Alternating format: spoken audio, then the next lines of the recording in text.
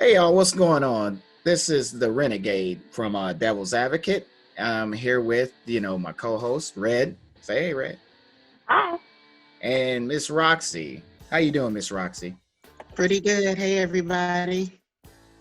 And of course, again, I'm your host, the Renegade Ren, other known as the Renegade. We got a lot to talk about today, so why don't we get to it?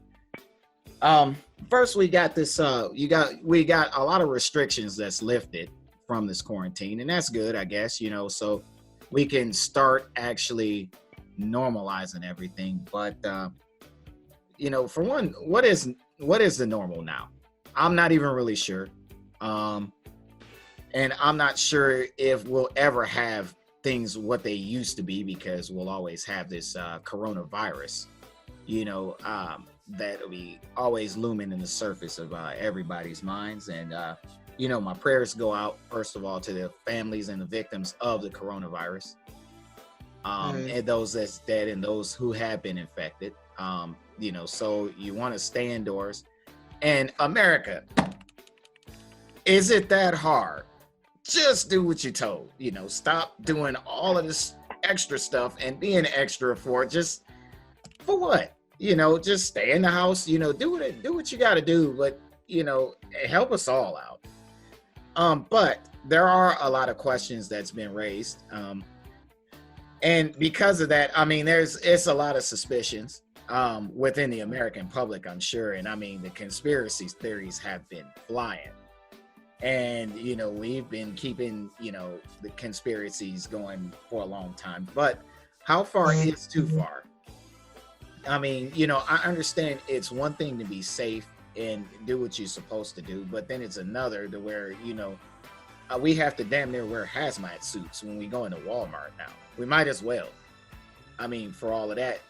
And, with that, I'm not even really sure, what's going on. The numbers have totaled 75,000 deaths around the world, since the pandemic began. So, but when is it a point where we quit? Where do we draw the line? What you think, Miss Red? Well, we're only 3 months into the pandemic and it's got 75,000 deaths. So you can't really, at this point, compare the numbers to the flu, to AIDS, to the other big causes of death, because we're not a year in yet. They're talking full year numbers of these and then 3 months of coronavirus. Yes. And I think a lot of people don't understand that the thing with the coronavirus is that it is contagious. It's much more contagious than the flu is because it's airborne, and you can catch it so easily. The only way for the coronavirus to be eradicated or to be lessened in its power is for them to create a vaccine. That's the only way that people are going to be able to be prevented from catching illnesses, is to stay away and not be exposed to it. But the American people do not like to follow directions. Like you said, it's hard to stay in the house. We have been in the house on lockdown for a long time, before they even made it real mandatory for us to have to stay. So I think that plays a part in why people are so uptight about hurrying up and getting out. But I also think that that's going to be part of the reason why the disease spreads, and the second phase of it is going to be much worse than it is now. I agree with you on that one. Well, it's like I said, it's really a catch-22. I understand that people have things to do and, want to do things and want to continue living a normal life, but life is not normal because of this pandemic. Right. So we kind of have to we have to create a new normal within the scope of reality. Like I have to, like for instance, instead of looking at the glass was half empty, I kind of looked at it as half full, and I really started, doing my thing in the media industry. For instance, I created this show. Yeah. And I think, it's a time where we all have to really reevaluate ourselves who we are, you know, what we do and what can we do better moving forward, you know, because moving forward is more of the bigger picture here than it is actually staying where we are, because I mean, we can't just stay the same. I mean, doing the same thing and expecting a different result is the definition of insanity. Yes, it is. So we need to take baby steps, not like pole vaulting, running steps. I think that's a tough thing though for some people, because even though, you know, it's good to be optimistic and you're supposed to, especially in situations like this, but I think that some people are caught up in what's going on around them and what's going on in their daily life. You know, is people that they know that's real close to them that's getting sick and dying, or even, you know,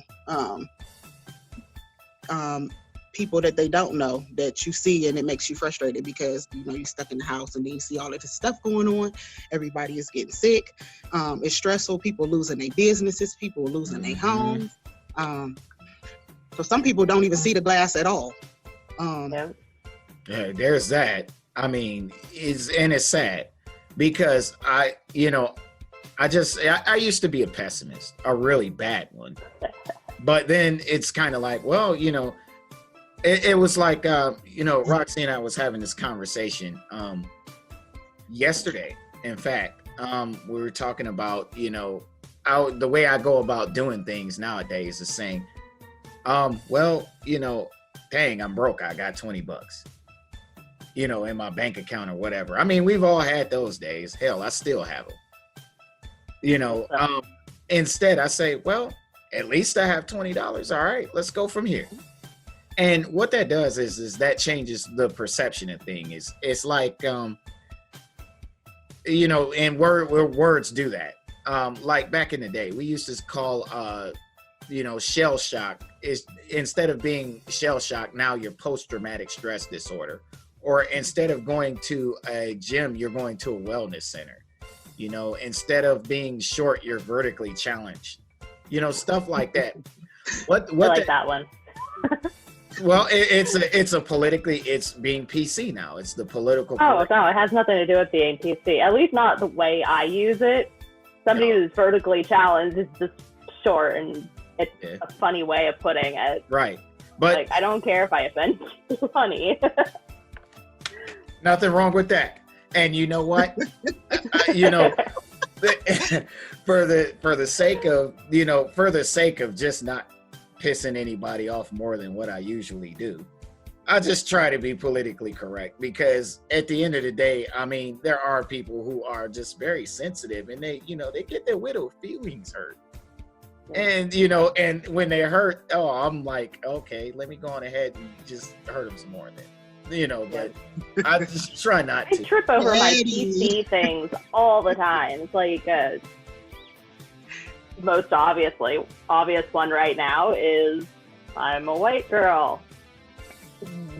I don't care if you call me a white girl, but would you rather be called Black? Would you rather be called African American? What would you rather be called? Because it's not necessarily what's PC. You might not care one way or the other. Yeah, that's definitely totally up to the person that you're dealing with, for exactly. Sure. If you're close enough to somebody, you're liable to be able to call them almost anything. Exactly. That's an interesting point. I mean, it goes with the topic. How far is too far? Yep. I mean, because, you know, when you talk about these things, and, you know, the way you word something actually changes the entire perception. And that's how we have all this going on right now, you know, is because the way things are worded. You know, it changes the perception of the people, and therefore the people are more liable to follow that direction versus what they were, you know, it's the changing courses. You know, I was reading the article about the guy that was shot and killed by a couple of white guys while he was on a run at night. Pissed me off. Like, it pissed me off. Why would you go out and murder someone? I don't care what their color is. Why does it matter that he was a black guy and the two killers were white? These two murderers killed a man that was out for a jog.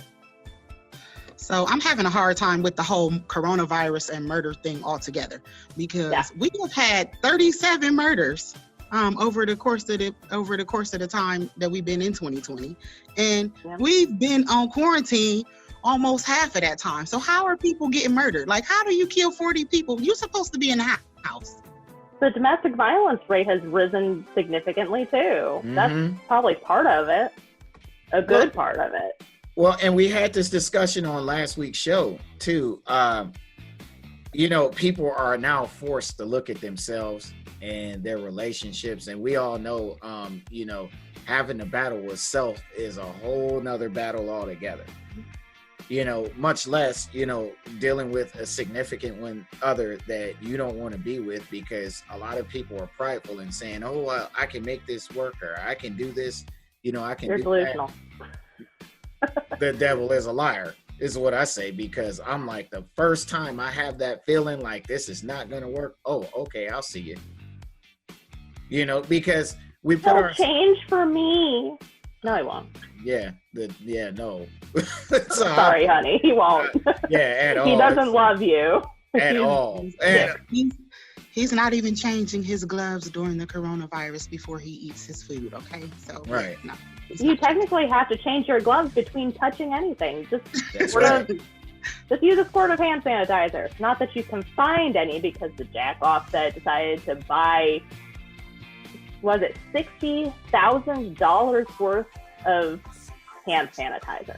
So one guy bought $60,000 worth of hand sanitizer to give it away on eBay. And okay. There was a family in Australia that bought, like, I think it was $20,000 worth of toilet paper. Jesus. Yeah, I think it was an accident. I think they just added an extra zero onto their order. I'm over here like, how do you order $200 worth of toilet paper at one time? Man, look. Your guess is as good as mine. Okay, so I got this question about the toilet paper deal. What's it for? What in the hell does that have to do with the virus? Nothing, because none of the symptoms have anything to do with your bowels. I was kind of wondering, okay, why is it that a lot of people are going over here buying all of this daggone toilet paper and just deciding that, I'm like, that's just the cure of all cures. So it wasn't even about it. It wasn't about the cure. Stuff like that I get, but toilet paper? Right.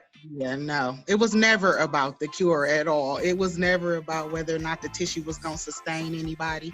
The only reason that they ran out and bought all that tissue like that is because people said that it was going to be a shortage. Just like with the meat and just like everything else. If they say that it's going to be a shortage of something, I don't care how much of it we have right now. If they say it's a shortage, tomorrow we don't have no more, because everybody is going to the store tonight and spend the night in the line so that they can buy up as much of it as possible, because it's going to be a shortage. So, yeah, and that's how the shortage occurs. The stores, if I would have been watching, okay, why people are buying how much toilet paper today?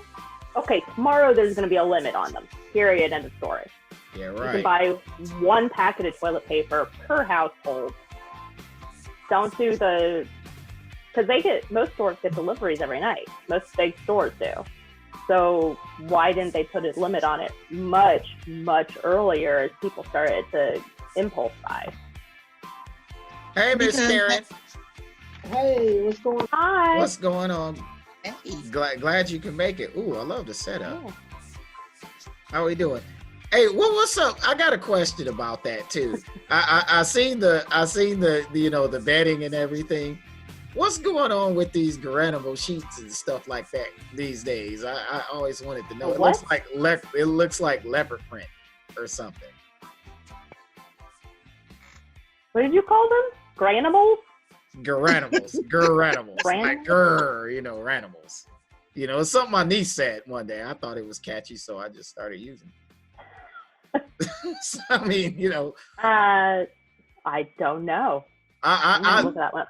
It's like that up now. I don't know what a granimal is, so I gotta. It's not an animal. It's just something she said. You know how like animals go grr and roar and stuff. She was like, that's just what it is. I call them grr animals. Actually, no, Granimals. I knew I had heard it somewhere. Granimals is a children's clothing brand. Walmart sells them like $5 a piece. Oh, sweet. Yeah, Walmart sells it. They're only up to like 5 T's. Oh. But Walmart sells them for $5 a piece. Oh, cool. Well, now I know. Yeah. I was just taking her. I knew I had heard it somewhere. I was like, Granimals. Yeah, I was like, I think that's what I was like, what are you talking about? And that's the way she explained it. I said, oh, okay. And I actually bought it. It was the sad part. Hey, kid logic. You're right. She's a sweetheart, love her to death. Anyway, how you doing, Miss Karen? You good? Looks like you're muted. Hold on, I got you. Uh-oh. No, can't do that. Oh well. Anywho, it says unmute myself. Can you hear me? Got you. We can hear you. Yes, ma'am. Okay, yeah, I found out what's going on. I'm supposed to have some headphones in my speaker part, and I don't remember where my headphones are. I've had so many of them, so I might have to go. I think I'm gonna have to go out and get more headphones so you won't hear that little ticking noise. Oh, okay. Yeah, I got mine from I think like Dollar General for $5, and they're lovely. Oh, well, I have to head on over to Dollar General then. Yes, I sure did. I was like, sweet. They got like all kinds of stuff too. I'm like, all right, Mine were headphones a lot. Mine were $35, and I got them a month into media school, and they're amazing. I got my kid a pair. Yeah, I'm gonna, have to get some eventually here. Actually, we use them down at the studio. Right. Where these are nice. Where they've got some grade A ones because the CEO Sharon Gordon, she was on the radio for like 10 years. Oh, okay. Yeah, so I mean it's like nice then. So she knows her stuff, and she got some the studio setup is really nice. Oh, great. So we were in discussion about how far is too far with the coronavirus and these rules and these masks and stuff. What do you got, Miss Karen? I think it's a little bit too far. Personally myself, I think it's whatever whoever wants to do whatever. Like when I go out, I don't wear a mask. A lot of people have called me idiots and all types of stuff, and I told them, hey, I don't need the CDC to tell me to wash my hands and keep myself clean. I know how to do all of that. Every time I try not to touch the door if I can, I'll push it with my arm or whatever, and I just keep myself, sanitize myself. I think it's enough now. I think it's time to start opening back up the city or whatever. If you take steps by steps and different, whatever the steps are, open it one by one. Maybe a week you open back up restaurants and see how it goes. If the people come in and move the tables away from each other and kind of see how the people will deal with that, or see whether it's people still being infected as much. Because if you look at it, Walmart was still open. Like today, I was out and about. You got to pass people. You got to pass people, and it's not going to be 6 people. Some people forget that they have a 6 people, and they're coming stand right behind me, and I'm just kind of like, oh well, I don't think I'm going to get anything, but they like I'm just rubbing my hands on stuff and doing stuff to get stuff. But I think enough is enough. You got we've been closed down for about almost 2 months now. I think people are starting to go back to work. I know someone said they got a call to come back to work. I haven't got my call yet, but I think it's time. I think it's time for us to get back to this society. I mean, I'm not saying just go back full screen like we was, because there's so much stuff that has happened, but at least give that person their choice if they want to go back. And if you say everybody got to wear a mask and make it mandatory, hey, I throw the mask on. I'll do it if I have to be in society around people. I just think it's enough. The thing with the mask, my mom has asthma, like really bad asthma. She needs a rescue inhaler. She needs a regular inhaler twice a day. She cannot wear the cloth mask.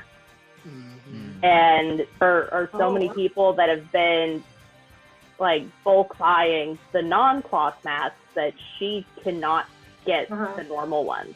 So she literally cannot wear the mask.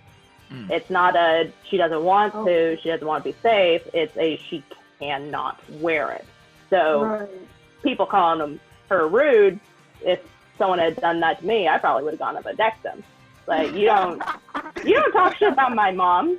You don't know her. You don't know what's going on. I'm with you on that. It's like, I like that. Mind your own business. You do you. I'll do me, and just shut up. Thank you. I love that somebody agrees with me because I've got so much grief. I've had people call me and tag team me together to give me their opinion on me, and I'm like, hey, let me take care of me. And then, I mean, I appreciate you all saying what you say. I wore the mask. I tried. To me, it was difficult to wear. I wore it all day. I'm like, this is just something I don't want to do. So, and I've been blessed, you know, so far not to be down sick or anything. And I tell everybody, I say, I don't tell anybody not to wear one. Do what's comfortable for you, but let me, if I'm not bothering you, please don't bum rush me. Somebody called me an idiot. Somebody told me I was stupid. I just laughed. I was like, hey, if you feel good and a big person, if you want to be down on me and say things to me and call me names, it's okay. If you feel good, it's all right. But I know who I am. I know my title. I know, you know, I don't even worry about the rest of it. And I was like, whatever. Yep. So, you know how to sneeze and cough in your elbow and your shoulder so that you don't get it on your hands to spread everything. Right. I had to teach my kid that because even though I've tried to teach him to cough into his elbow, he still coughs into his wrist. I'm like, dude, they're still coughing onto your hand, you ding dong. Like, right. Oh, I didn't know that. Well, now you do. So cough into your elbow. Right. Okay. Right. The thing about wearing the mask though is they're pushing those masks so hard because they feel like people who don't have the coronavirus and are asymptomatic don't know that they are carriers of it, and they don't personally feel sick. They think that it's gonna get everybody else sick. I'm like your mom, Red. I got asthma. I gotta take my inhaler twice a day, prednisones, medicines, rescue inhalers, all of the above, you know. Yeah, my mom's like that. It's like she can't breathe, then I'm probably going to lose my mom, just saying. So I think the mask suffocates you when you got asthma for some reason. It's like when you put it on, it suffocates you. So it makes you claustrophobic. It makes you cough. A lot of people, I don't have it. Yeah. You can't breathe. I can breathe fairly well with a mask on. So it's a catch-22. They don't want you spreading it. They don't want to get it. Right. And with all these people. And I mean, I get it, but you know, I'm with Mike DeWine, Governor Mike DeWine. He's doing a great job. He really is. He is. And he used one key word throughout this whole thing that really stuck with me, and it always sticks with me because I try to live my life by this one word: balance. You know, we have to have balance, and you know, because of that, I think that's why he's done such a great job. It's because he understands what that word means. You know, and you know, I mean, so you're gonna have people who want to wear the mask. You have people who don't want to wear the mask. And I think at some point in time, we have to have some balance, but we can't just say a person's right or wrong for not wanting to wear it. I get both. I get both sides of it. So, I mean, I get it. So, moving on here, we got these quarantine murders. And last week's show, I also mentioned that, you know, we have the domestic violence homicides we're at 14 at the time. That's more than all of 2019 alone. And it's only May, you know. So I mean, we have all of these murders that's going on, and I'm just kind of like, okay, so as if we don't already have the coronavirus ready to kill everybody. You know, y'all have to add. Don't forget the murder hornet. Oh yeah, I heard about that. Yeah, don't forget about the murder hornet. I saw a post earlier. It was like this holding, maybe woman. It was a picture of a hand that had 5 hornets in it, and they were like, these are native, which no, they aren't. Right. But she was talking about cicada killers, which also are not native to the United States. As my understanding, they're not native to the United States. But she had cicada killers in her hand. She was like, murder hornets is a thing that was made up. No, it's not up. They're an actual species of hornet called the giant Asian hornet. They are bigger than cicada killers, and they have been found in Washington State. So I'm terrified of them all. And everything's found in Washington State. Personally, if you know me, I used to live in Seattle, and if a nuclear bomb were to come on that place, I probably wouldn't lose any sleep. In fact, I'd say good. So, I mean, I'm not gonna lie. I've never seen folks with no common sense at all. I mean, no wonder my brother loved Seattle. Look, look, I swear, I was looking at this happened in Tacoma, which is about 20 minutes away from Seattle, Tacoma, Washington, where a lady was caught speeding at 85 miles an hour on, in a snow pass, mind you, in the mountain pass. That's a big no-no, because first of all, you're 11,000 feet in the air. You know what I mean? Guardrail, you're going. Poof. Not to mention, it's always snowing. Oh wow! And so when the cops It's icy up there. I'm sorry.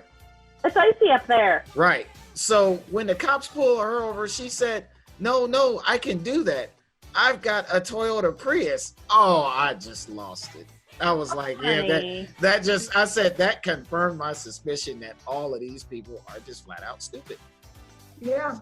That did it right there. I'm like, there's no way that you can convince me that these people are not morons. And I mean, they should all just be shipped off onto one island, just where they could just all just be morons and like run into each other and everything. Like, well, just make them all move to California and then like wait for it to sink.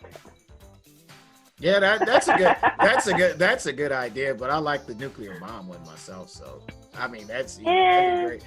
I mean, it'd be a good site for weapons testing, I say. But that's just me. Oh my God! But I'm gonna pray for him. I'm just gonna. I'm just, oh my God. Well, I mean, I'm just saying, because I mean, we have too many stupid people, and we just don't need that. Stupid people. We just don't need it. Please. For the love of God. I mean, we got to keep some because I mean, we got to have balance. Yep. Right. So I mean, we got to keep some, but we just have too many. The majority is on that side. So I think Washington evens out because of Massachusetts. That's true. That's very true. So there's that. But all of these murders, since we talking about bombing and shit, is all of these murders thing is going on. What I wonder just what is the thought process of why, what, who, when, and how? Just for what? People don't know how to deal with their emotions anymore. They don't know how. They either always get their way, or they're trained to sit down and shut up and bottle it up inside of themselves. So they don't know how to process it anymore, and they don't care who they take it out on. I can go with that. I think as much as we have, Obamacare and all of this stuff, I think, and everything that's mandatory, I personally think that it should be mandatory for people to go and get some sort of counseling. It should be mandatory for them to get it at least once. you know, because then a lot of this stuff, you know, could be prevented, but then again, I think it's just really a money thing, you know, for all of them, because if we didn't have all of this, there wouldn't be any need for as many, you know, policemen, you know, jails being built, all of this, which is a multi-billion-dollar industry. I've noticed that a lot of domestic violence, it escalates. It starts out small, and then it ends in murder. It doesn't just, oh, I'm pissed off now, I'm going to kill you. It doesn't escalate that fast, typically. There are some cases, I'm sure it does, but typically there's a buildup, and people either can't get out of the situation, won't get out of the situation, or they don't have access to the resources that they need. And that's a great big part of the problem. I'm sorry, I didn't mean to jump in right there, but that's a big thing that I advocate for. I have a nonprofit organization called Help for Homelessness and Beyond, and we deal with survivors of domestic violence, their children, and homeless families. I'm a 14-year survivor of domestic violence myself. Oh, so, congratulations. Yes, ma'am. Yes, ma'am. Thank you. I like that you call yourself a survivor and not a victim, because there's a big difference. And you are a survivor of it. You're not a victim of it. It's all about perspective, Red. That's back to that perspective. You know what I mean? That's like it took me a long time to get there. You have to get there. And you're right when you say that it doesn't just all of a sudden boom, they snap and then they kill you. Like it takes a long time. My first 7 years of my relationship that I was in, you never would have thought that I was being abused at all. Like I never would have even thought he was that kind of person. And then all of a sudden he just start small, the way they talk to you. Yep. Yep. And a lot of people don't realize that it's abuse. And that's how it is here now, you know, with this coronavirus, everybody being locked up in the house together.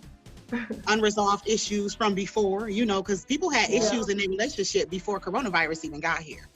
So now they're being forced to deal with those issues head on, you know, being in the house with that person every day like this, and it's challenging. Yep. Like you say, you haven't learned how to deal with it. Roxanne, I guess this is for you. I'm a person that used to live in a home where my mom got abused, physically abused and verbally. Do you think there were signs they should have seen in the beginning? You think there's signs that you should look for in the beginning when you're in a relationship that gets a little, you know, red flags start coming up early, especially when I actually myself got out of a relationship where a guy was a little controlling. I started seeing it. And I was like, wait a minute, he seems to be controlling. And I just said, you know what? After 2 months, and it wasn't anything really, like, I just kept seeing red flags. I was like, that's not for me. Because see, I always say that would not be me. I cannot be living in a situation where someone is verbally or physically abusing me, you know, and I got to pick it up quick, so there were signs. I think that some people just ignore. I'm not saying you ignore the sign, but I know family members that have lived in abusive relationships and they kept telling us that it's going to get better. And it doesn't get better, it actually gets worse. And like Hannah was saying, it escalated from something small to something big, and then it resort in him murdering him or her. You got women that beat men also. It result in somebody killing the next person, you know? So true. And I think that there definitely were signs. There are always signs. There always are. I think that a lot of times we brush that stuff off. You know, we look at it and we like, oh, you know, it's because he cares about me. Or he didn't mean it that way. Right. A part of it could be the way you were raised, you know, because some people, just like Ms. Karen, you saying that, you know, your mom was in that situation, so you've seen it firsthand and you knew that was something you did not want to deal with as an adult yourself. So you looked for the signs. Most people don't. You know, I think one word creates this this whole situation, or whatever you want to call it, entitlement. Yeah. Both sides of it. You know, for the victim and the abuser, I think entitlement and pride, because a lot of us have too much pride to walk away when it's time.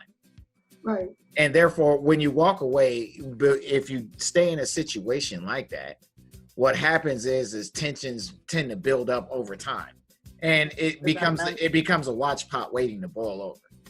And instead of one person or both parties for that matter just saying, you know what, this isn't working out, you know, we need to do something else, or, you know, this is how it's got to go. We'd rather just try to stay and work it out because we so-called believe in it. Because everybody, when a relationship goes bad, you have a feeling in the pit of your stomach. You know when it's time to walk away. Like, this isn't working, and you already know that. But we don't. We try to work it out. But in domestic relationships, though, a lot of times you got to realize that it's about power and control. Mm-hmm. So it's not. It's more so when you're in a domestic situation, that person is controlling every aspect of your life.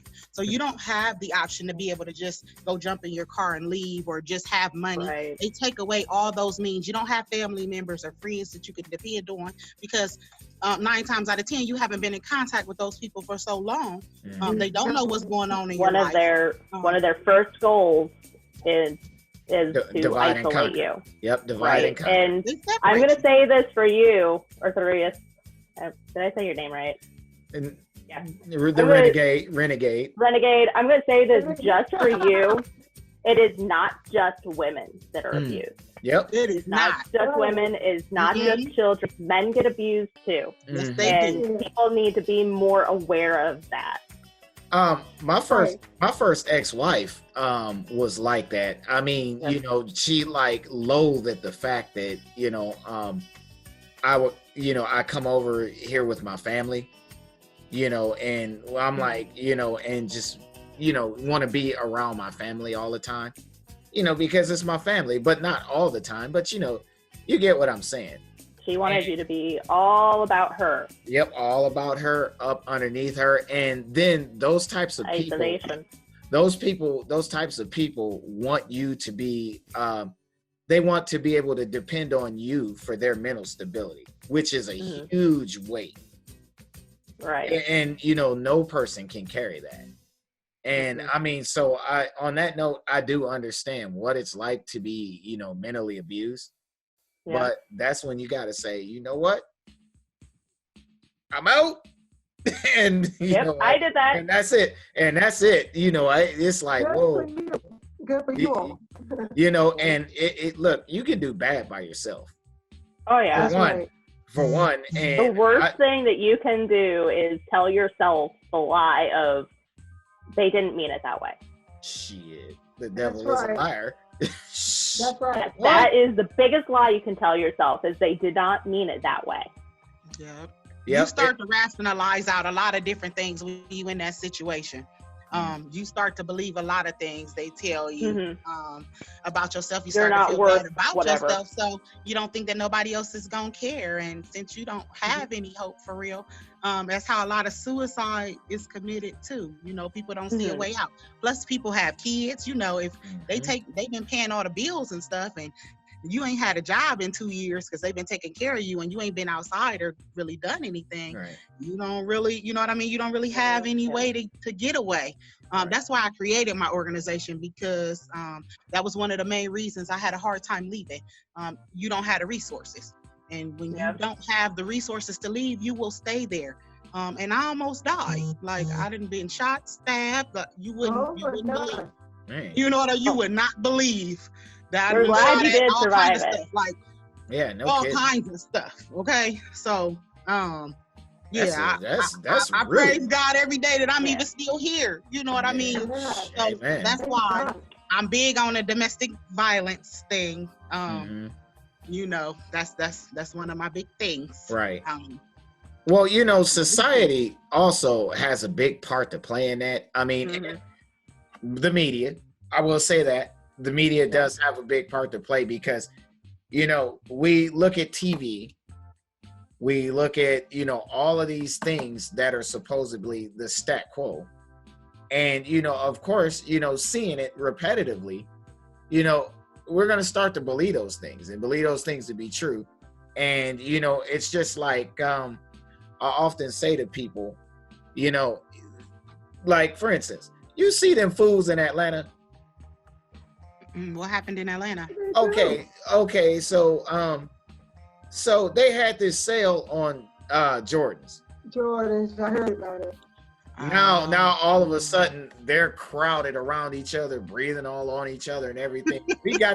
And we're in the middle of a pandemic. You see, Jordans, so more important to them. Right, and see, I'm saying this to say that, you know, the media has a tendency of selling certain demographics things that they're attracted to, yet they cannot, for one, afford. Because I'm sorry, but I'm not the one to be spending like a fourth of my stimulus check on a pair of tennis shoes. These things better be able to fly. I'm telling you. You know, for all of that, for me to spend $400 on some shoes, they ought to be able to do something. I don't know, but it just, you know, just do it. It's just not my thing. I'm not just gonna buy it just because that's what they tell you. You know, I'm good. You know. So and I'm saying that because, you know, we just don't, you know, and the media plays into these things, and I think this goes on in the home. You know, now we don't even know what's acceptable and what isn't anymore, even as a society, whereas back, you know, way back then, we kind of did, you know. So it's like, what do we do? Do we have to, I think each and everybody is accountable to reestablish these principles in their home. You know, and if they do that, you know, we're talking about self-care, self-love, and everything else. Now, using self-care and self-love, there is a difference between self-care and self-love and selfishness. Yeah. Let's establish that, because a lot of people don't know. They say, well, I love myself. I'm like, no, you're an idiot. Half the time, you know, like, no, you know you're selfish. You're just a dumbass. Yeah. You know, and I don't have a problem telling them that to their face, but, you know, that's the whole thing. You know, we need to really reestablish boundaries and principles, because right now we don't have any. And this is one contributing factor to a lot of these murders, especially in quarantine. It's starting to show. And the numbers are really starting to prove themselves. And I mean, I'm not really sure how, you know, our government didn't see that one coming. Because I set that up from day one. I'm like, a lot of people are like, oh, a lot of babies are going to be born. I'm like, no, there's going to be a lot of domestic violence, though. Yeah. You know. Well, there will be a lot of babies, too. Don't get me wrong. But I don't think that they didn't see it coming. I just think that they figured there's nothing really that they can do to control that. Or, you know, their main priority right now is finding that vaccine so that they can let everybody outside before we all snap. I wonder that they're really only priority. Maybe that's what they want us to think. I think they could have found one right there if they wanted one. Come on. Yeah. Oh, you know what? Everybody all the time, that was a set in your hall thing to make you go, You probably know about that. You know what? Wow. You got a pretty good point, Miss Karen, because I've seen Donald Trump and I've seen Mike Pence shake the coronavirus victim's hand and not contract the virus. And he was not wearing a mask. At all. Pence was not wearing a mask. I'm like, how are you telling us to wear one? And you know, something else is going on in here. Something else. Right. Did y'all hear today that they said that they were that Trump had a little meeting today, and they said Trump told everybody that the virus was just going to disappear on its own. He was saying that at the beginning too. That's not going to happen. This virus is not just going to up and vanish. It's not a genie. It could if they wanted to. Well, leave it to him. He is a genie. Matter of fact, leave it to him. He's God. I mean, come on. He got people out here drinking bleach. Oh my God! And probably injecting themselves with disinfectant. Right. Listen. I mean, I understand. I guess. You know, I'm like, whoa, hold on, this dude here is This it's is natural selection at its finest. Yeah, well, you know, why not? You know, you got a disease, just go ahead and drink some bleach. You know, hey, Yeah, honey, hey, honey, let me know how that turns out for you. right? Like, hey, honey, there's some Clorox right there. You sick? Oh, yeah, there you go. Go ahead and get some Clorox. You know, it's just right over there. Oh my God! I just never thought I'd see the day where people would just be this stupid. There's a reason that there's a do not drink warning on the bottle. Probably because someone tried it before. Why didn't he drink it? He should have drunk some first. Here, example. Yeah, see? Man, listen. You drank it first. But did you notice that all the Trump supporters came back and said, oh, he didn't actually say that. He didn't say that. He didn't say that. But then Trump himself came out and said, I didn't mean it that way. Yeah, sure you so did. That he was like, contradicted his followers. He said he was being sarcastic. Now that part I could, you know, because Trump's just an asshole. Yeah. So I mean, that part I could go with. The funny part to me was that his supporters came out and said, well, he didn't actually say that. Like, he didn't say it at all. Well, you know and then what? Trump came out, I was being sarcastic. So you did say it.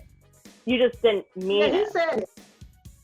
Yeah, he said it. You shouldn't say something. Why did his supporters come out and try to... Why did his supporters come out and try to tell people that he didn't actually say it? When he obviously did, if you watch the video. Because he's Jim Jones all over again. Oh my God. My grandmother says that. My grandmother says just drink the Kool-Aid. Your grandmother said that? Drink the Kool-Aid. Yeah. Yeah, just drink the Kool-Aid. Go ahead. Go ahead. It's like, can you imagine Ike Turner being, you know, and saying Jim Jones thing and them being like together? Oh my God. Drink the Kool-Aid, Annie. Made the Kool-Aid good. I'm mad you said that so good. I'll pass. I had to. If somebody is telling me drink the Kool-Aid, that shit ain't happening. Man, at all. I ain't even thirsty. Hey, those people drank, he brought in the Kool-Aid, they drank it, it was all doing the act of God. They followed him drinking, they all died except for the couple of people who did not drink the Kool-Aid. They did drink it, but everybody else died. So if you listen to Trump and you're gonna drink the bleach, like really? Some lady had a meme on Facebook one day saying, oh yeah, this was you know, we talking about the Kool-Aid and everything, and you know, it was one of those informative meetings. I said, well, you going ahead and you drink the Kool-Aid, or you drink the bleach or the disinfectant, and come back and let us know what's going on. I said, you go right ahead. Yeah, let us know how it's gonna go. I mean, okay, so first of all, I will say it again. Donald Trump is an idiot. All right, and then on top, I like you. And on top of all of that, you know, okay, you know, in a room full of dignitaries, in a room full of people who supposedly has power, and they practically say the same thing. I mean, and when this guy talks, it's like, wait, what? I mean, he sticks out like a turd in a punch bowl. That's a delicious image right there. Yeah. I mean, he does. He sticks out like a turd in a punch bowl. He does. And I'm just sitting there like... No, I'm going to call him a name there. Let me stop. Okay, go ahead. I'm going to be nice. Play nice. This conversation is making me less and less thirsty. Less and less. I think I'm just going to stay away from punch. Poison in the Kool-Aid. I can't. I'm not going to be able to drink Kool-Aid for a while now. Thanks for that. No, don't drink Kool-Aid anyway, because for real, a lot of people did. If you go back and look up the Jim Jones tragedy, if they did the Diane tragedy, where they was over in Africa, so many people actually died. Yeah. Drinking Kool-Aid, following this guy that supposed to be a man of God that led them astray. And these people are dead now. Well, have you guys seen what red Kool-Aid does to a white table? I mean, you never get that stain. Oh, wait, so it dyes it. Right. So, it is, and something in that dye makes you sick too, because my mom had to stop drinking Kool-Aid because of the red dye that's in it. You know, they actually recalled red M&Ms because of the same thing. People were getting sick. this was like 30 years ago. They started recalling the red M&Ms because they were making people sick. Right. Trying to kill people. Well, you know what? It's I think a lot of this. I think you're right, Miss Karen. A lot of this is population control. The red is evil. Yep. Okay, so wait, I got a question. If they're doing population control, what about this vaccine? Because you know, when they create vaccines, it's usually the dead form of whatever it is. So it's going to be a dead version of coronavirus. Yes. That they're injecting into. Yeah. They inject the dead virus. It's like the flu shot. Mm-hmm. It's a dead strain of the virus to force your body to create the antibodies that it needs to fight the virus. But where are they going to get this dead version from? Is it going to be from a dead person? Because as of Probably. right now, they don't have anybody. Right. They're testing it. I'm finna Roxanne, okay. Hey, what's going on, man? Looks like we got a guest. no. What's your name, sir? Okay. Hello. You know she on the podcast. Okay. Hello? We'll just mute that guy. He ain't said nothing. So I anyway, think he was talking to himself. yeah, apparently, yeah, he might be in the wrong room, but he can stay in and Maybe. listen. Who cares? Whatever. I don't care. Yeah, duly noted. Anyway, yeah. So, I mean, what? You know, I ask myself this every day. What in the hell is going on? Good luck figuring that one out. That's all I can wonder. It's like, okay, so I'm like, what? Wait a minute. What happened now? Like, you know, Kenny Rogers died right at the right time. I'll tell you what, he did. Yeah, my God. I love that. Yeah, he died. He died a couple months ago. Matter of fact, it was like the weekend that they announced the pandemic and what they were going to do. He died. Yes. Rest in peace. You didn't have to go through this mess. You got out. You checked out of here before they killed you. No. He knew when to hold him and knew when to fold him. That's what that was. He definitely knew that. I'm just saying. I love that dude. I loved him. Me too. He knew when to walk away. I was like, nothing wrong. Yep. You gotta count your blessings while you sitting at the table. Thank you. I was like, yeah, he sure did. That was perfect timing. That was perfect timing. Yes. Somebody else famous today passed away. I can't even. Little Richard. Yep, Little Richard passed away today. Little Richard died? Yes, sure did. Wow. Sure did. Somebody else died too. My friend was telling me about. And they said it was unknown complications or something crazy like that. And I'm just sitting here thinking. Oh, okay. Wow. Well, he was getting up there in age. Yeah. And well, he was 87. So, people just I mean. die at that age. Right. It's just, I'd say natural causes. Wow. Yeah, I'd say natural causes. Okay. But, you know, that's what's up. Hey, he may have had a cold or a virus or something and died from complications of that. So that's, I don't know. I didn't read the article. Right. And you know, but this whole coronavirus thing, you know, really raises a lot of questions. It raises questions about questions about the government. It raises questions about how many people are really dying from this coronavirus, because you know, these hospitals can't count them. They can't count them, because I'm not even really sure if there are too many. That's the thing. You see, we had a thing last week. We were talking about how hospitals are labeling these patients, that die, coronavirus victims, and they're receiving all of this federal aid from the government because of that.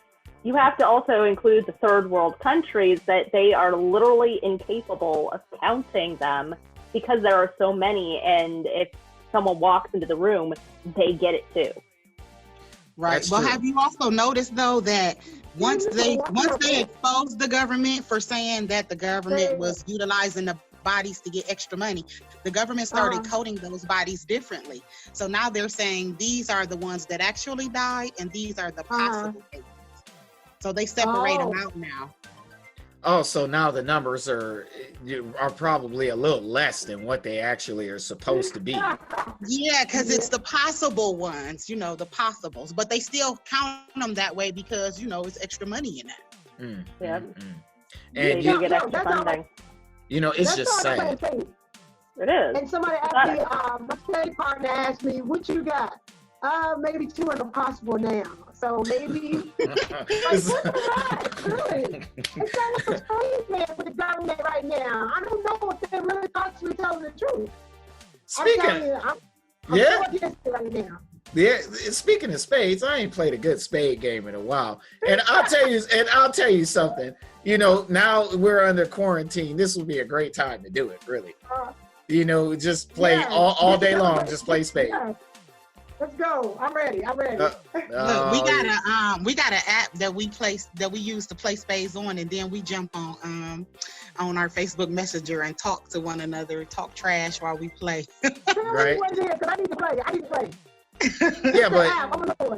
but there's nothing like being actually having an actual game with 4 people to play spade. I mean, it's nothing like that. So I played a couple of weeks ago with family members that wasn't, that was able to get together, and we all played spades.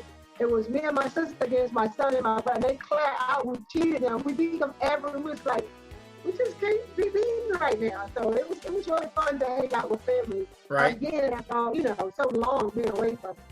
My mom and I was partners, and we took my brother and his wife, my brother and my sister-in-law. We took them to Massachusetts, and nobody wanted to play sense. They had to go. They had to go to Massachusetts, and me and mom was talking crazy. Like, dang, we're like, look, and then they were like, oh, they was trying to count the books and everything. I'm like, what are y'all counting? Y'all got 0 for 1, 2, game over. Game over. Y'all got to get up. Yeah, that's all 13. We didn't touch them all like baseball tonight. Yeah. I mean, that's kind of it. So, wow. And speaking of these murders, okay, so again, if I must remind the American public, and I know most of y'all are not stupid, but there are some people that are just oblivious to the fact that we do have a quarantine going on, yet we still have scandals. Well, of course we have scandals. Yes. Okay, first off, why? Scandals. Because people are stupid. Well, yeah. I mean, I think I've been reiterating that on this show, like, often. They're at home with their wives, and they're on the phone with their mistress. How is that not going to cause issues? And then the wife goes to the media with the text messages that he's been getting from his mistress. Okay, wait. Who did that? I'm making it up. Oh, okay. I'm like, wait. Who did that? Somebody has done that. I guarantee you. Oh, I'm sure somebody's done it. Like, anything that you can think of is on the internet. They been doing it. They was doing it before coronavirus. They definitely wasn't gonna stop now. Well, you might as well. I mean, where you gonna go? To the bathroom or to the kitchen or to the living room or ain't no telling where they be in their basement or in the attic. Right. Oh my goodness. I mean, because like I remember, it's people who used to ask me, like in relationships and stuff, and I was doing my thing or whatever back in my army days, because oh man, I was off the chain. My army days, they'd be like, where are you going? I tell them, well, I'm going to hell if I don't pray. and that would be it. Like I would just do it. I mean, I'm much older now. I'm not that rude. But together. Okay. Yeah, well, to an extent, I guess, but you know what I mean? At some point in time, you got to slow down because you're getting old, like I can, like, for instance, I don't necessarily get up out of bed with a plan. I got to figure out how to get out of bed, so that way I don't hurt my back, or don't, it's kind of like that these days. So everything you do has to be methodical. I just can't do things like that these days. Come on. Getting old. Yeah, that's it. That's it. I'm getting old. My birthday's next week, and I'm like, well, Okay. thanks, or not next week. Next couple weeks, and the bars open on that day, and I'm I sitting was here getting like, ready to say. yeah. See, I'm getting old. I'm forgetting shit. Yep, getting Told old. you, That's don't do it. If you don't I'll have let no you go out and hazmat, get the drinks. Let me know how it works. No, I'm not going out, y'all. It's just one of those things. I mean, it would be nice though. I mean, but I'm like, damn, we are in the It's how middle you'll of that. remember what started opening during quarantine. My birthday was when the bars opened. Right. And they had to shut down after 3 days. Right. I'll be like, yeah, because everybody's got the coronavirus and don't drink Yep. Jack Daniels because it's probably got it too. So, No. so Jack.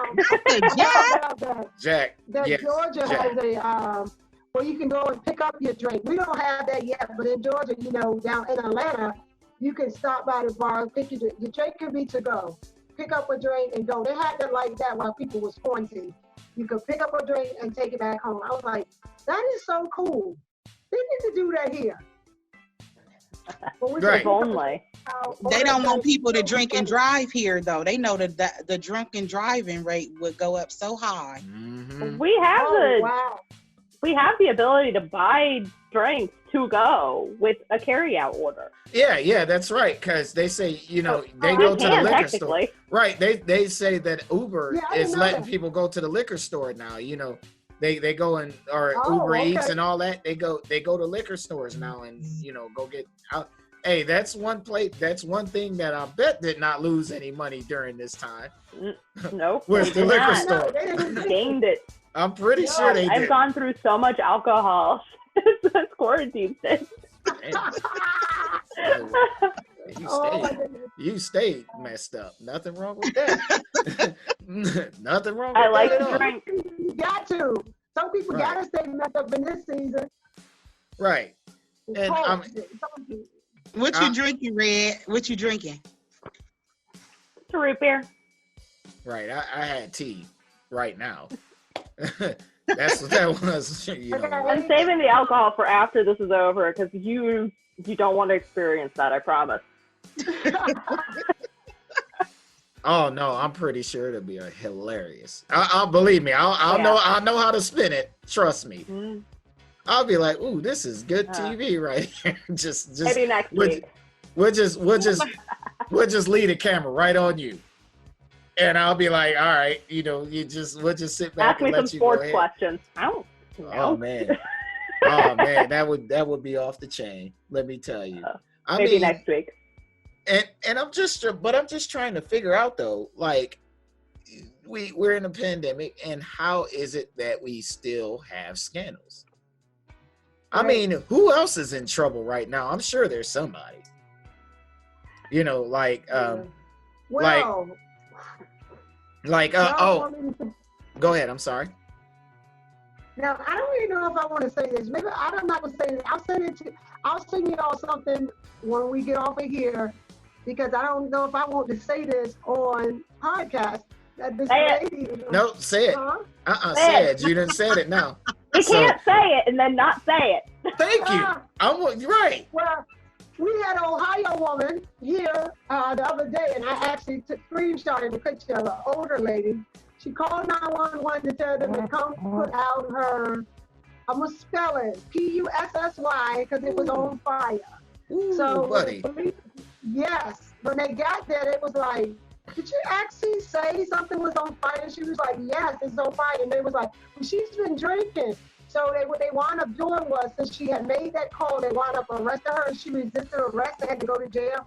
And I was like, please tell me this lady did not call 911 and told them to send the fire people over there to put out her vagina. Wow, I'm saying that nice way. But she did, and I thought it was the craziest. I was like, this did not just make the news.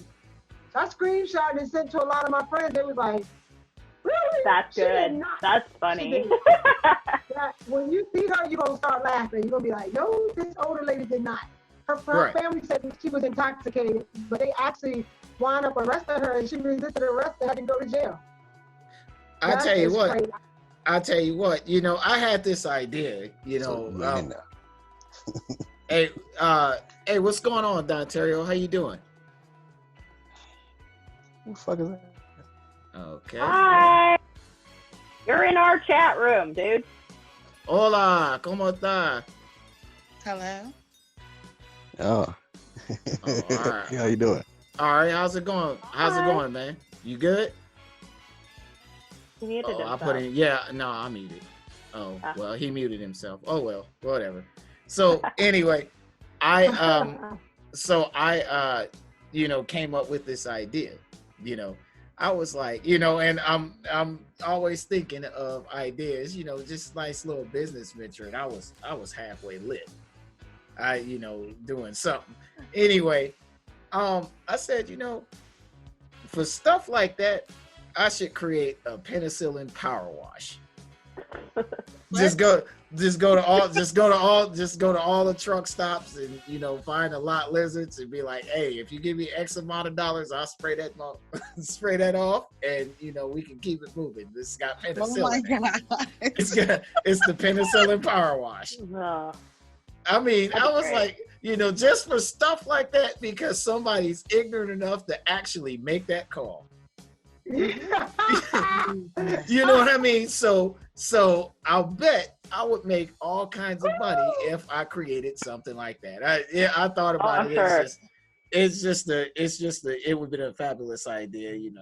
I took it. Oh, Matter of fact, I wrote a business plan and sent it to the SBA. I mean, it was denied, of course, but somebody called me and said, somebody from the SBA called me and said, but dude, that is hilarious. He was like, he said, if you could actually get private funding for that, that would really work. I said, yeah, because somebody's dumb enough to actually do it. So Probably a did you lot, use son. the term lot lizards? Did you use that term? Did you Lot actually- lizards, yes. I called them. No, I put it in parentheses. I called them outside trucker personnel. Okay, because We see, I gotta- was going to you say gotta that be- is not you gotta be PC. PC. That is not Yes, PC. you had to be PC, and then I put in parentheses lot lizards. Just so that way we're to an understanding. He said it was actually well written though. I wrote about it was a 15-page business plan, and he was like, I really like the business model, but they ain't going for nothing like that. First of all, lot lizards are not sharing their money. They would be trying to have to fit that into the budget when they asking for service. Well, sure, but that's why No Filter has marketing. That's why we do digital marketing. I mean, I get you together, for all of that. So I'm just saying, sometimes you got to be a little bit of an opportunist in these things, and hey, I mean, look at Donald Trump. I mean, good Lord, somebody else's stupidity is his way of getting money. I mean, he's the president of the United States, for God's sakes. Didn't he run on like a dare, basically? I don't I think know. I heard that somebody dared him to Yeah, run for president. He only ran because of ran. Daniels. Yeah, that's true. He didn't want to run. Well, it sure worked. Whatever it was. Yep. I mean, and he even said in a video made way back when, he said I would run as Republican because I could go out and shoot somebody in the middle of the streets and they would still vote for me. Yep. And I'll tell you what, he ain't lying. That's for certain. It's just like when he was telling people, oh, well, you just got to grab them by the PUSSY. Now, hold on a second. Wait. Before we get all the way upset with him for that one. I remember when he said that. Right. So before we get all the way upset with him for that one, he might be a little bit right. Because I mean, it's worked for me on a couple of occasions.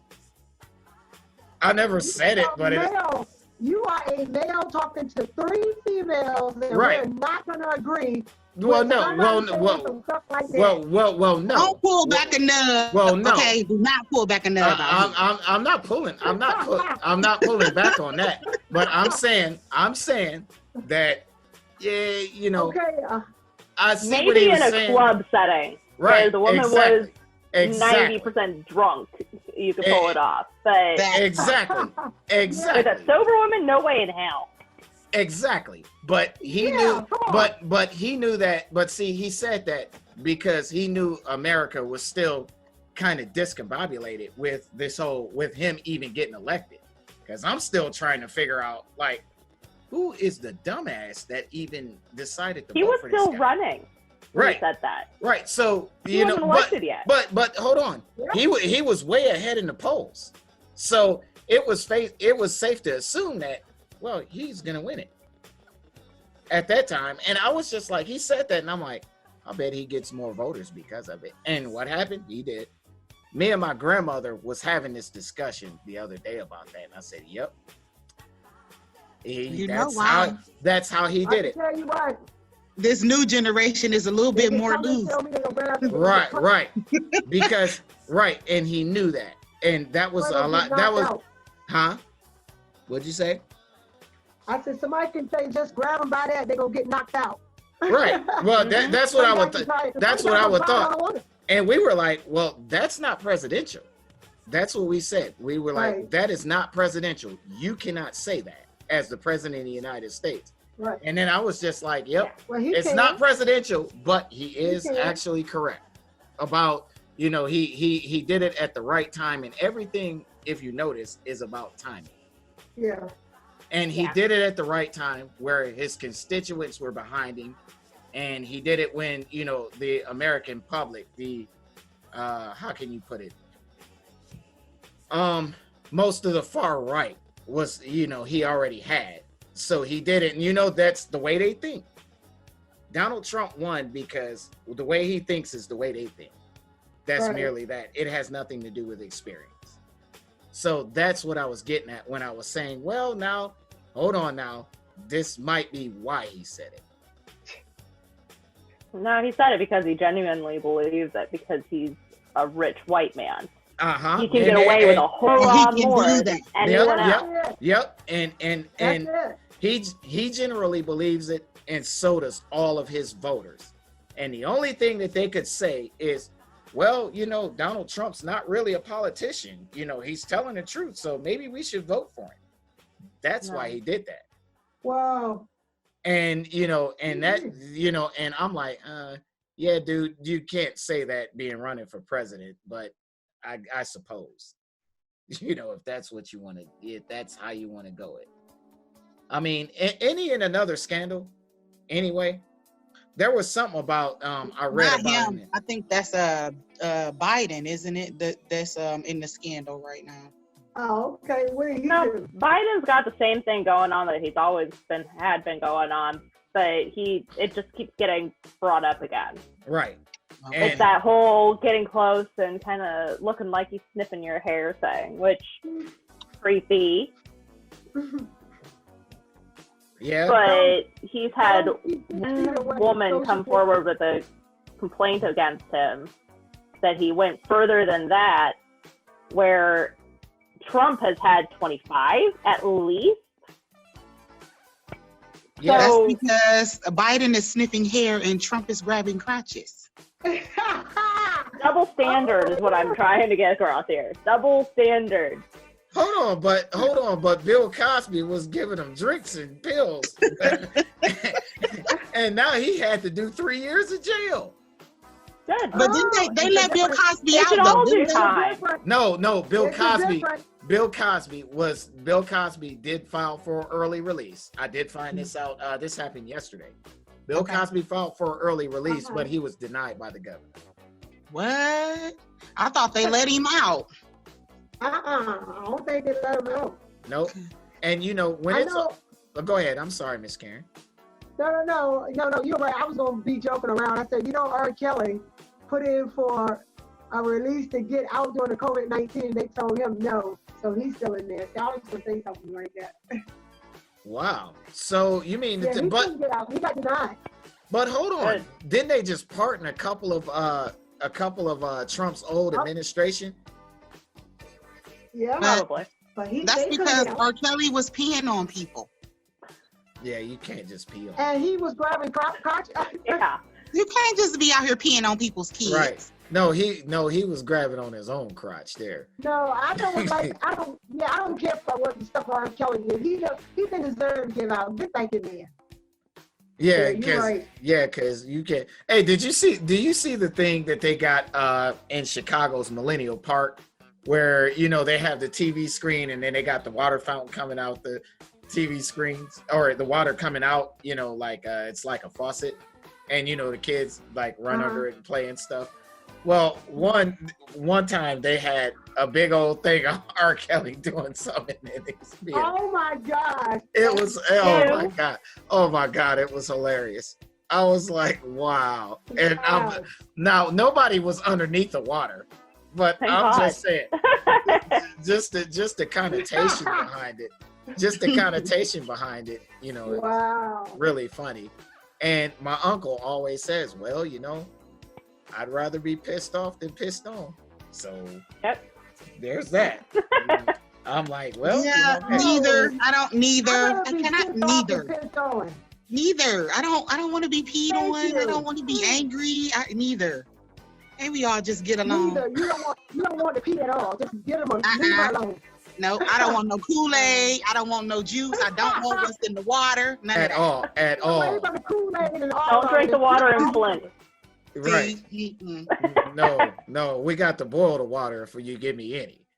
Yeah. I mean, and you better not have Bill Cosby bring me nothing.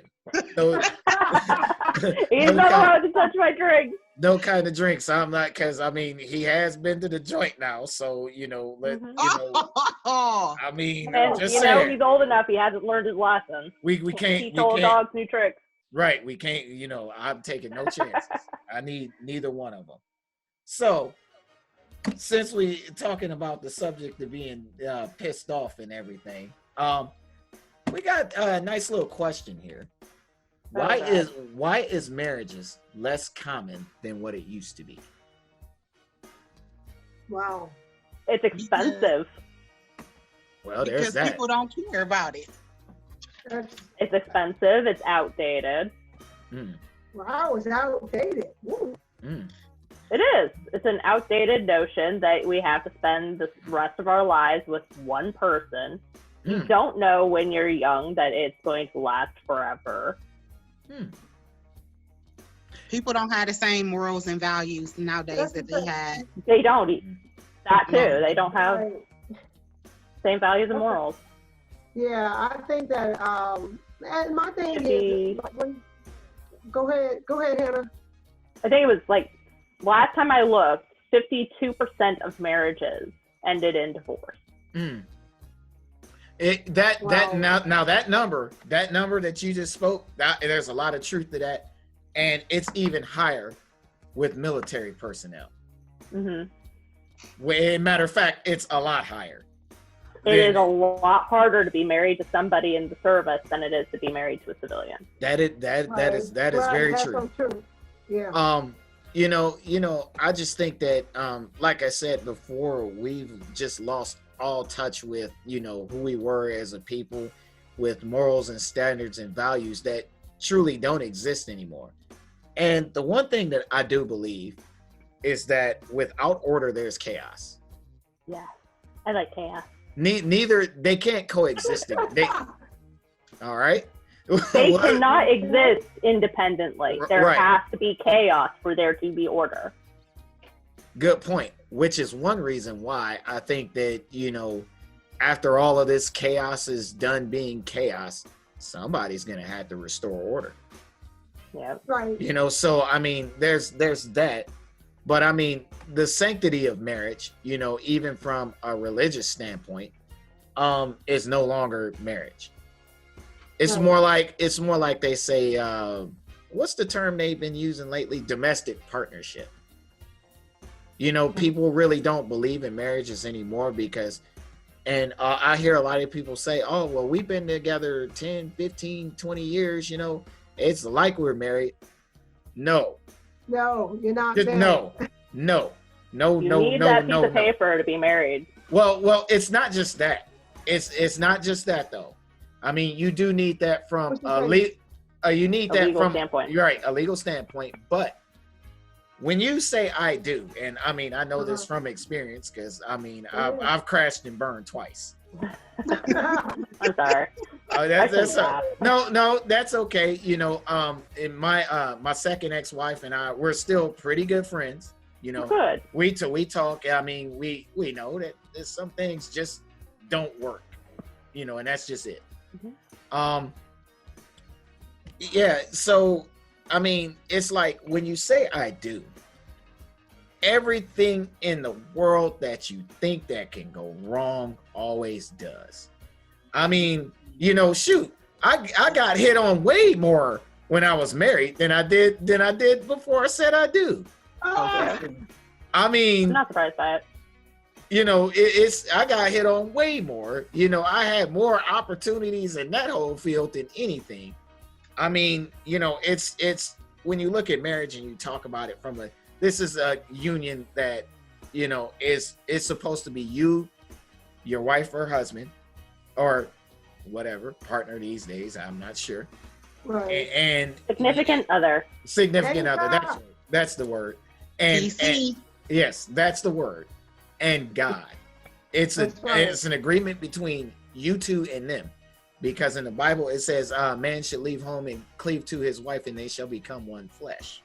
Right. So when that happens, you know, of course, you know, my grandmother says, "Oh, Slewfoot, here he come," you know, throwing all kinds of zingers at you. Like, wow, you know, and it kind of makes you question whether or not you should or should not have gotten married. And I mean, it's Newton's law of relativity. What can go wrong will go wrong. Can you stand the test of time? That's the main issue with that. And a lot of people have that problem. And a lot of people don't want to be responsible for other people's emotions either. I've learned that it is easier for people to deal with their own issues and stay single and just, you know, get with that person that they want to get with when they want to, you know, and not marry them versus them putting everything together, building a life with somebody and actually sharing everything. Because you're a person, when you decide that you're gonna marry them, then that is like the deepest commitment that you could possibly make. You have to give them half of everything yourself, you know what I mean? So most people don't want to make that kind of accommodation. We live in a world full of selfishness right now. Yeah. And most people are we also live in a world where everybody wants to just jump right in, and they know each other for a month, dated for a month, and suddenly they're engaged now. It's like, right. Well, they've got shows for that. You know, they've got those blind wedding shows. Hey, that and then 90 they're Day married for 2 Fiance. weeks and they want a divorce. Married at first sight. They got it. Yeah. Hey, that 90 Day Fiance is pretty good though. Hey, I've watched that, and they have the show that's right after it called Pillow Talk. I've heard of it. I haven't watched it. Hey, the Pillow Talk. Now, Pillow Talk is where, you know, you got some of the old couples or whatnot who actually got married and are still married, and they're you know just kind of giving their input about, you know, the episodes that they're seeing and everything, and you know they got you know different ones. It's really good. That would make a hell of a podcast. I thought about that. I said, man, you know, that was pretty good, because it's actually better than the show itself. Oh wow. Okay. But here's the thing about marriage. Self-accountability. You know, because you know, we don't have self-accountability. And it's even like, you know, in the dating world, I tell people all the time, like, okay, so here's the deal. You're too old for me to be having to tell you what's right and wrong. If I have to do that, I don't need to fool with you in the first place, because I'm not one to micromanage. I'm not getting ready to do that. You know what's expected. There you go. You know, so, you know, and then no one wants to be accountable for anything, including themselves.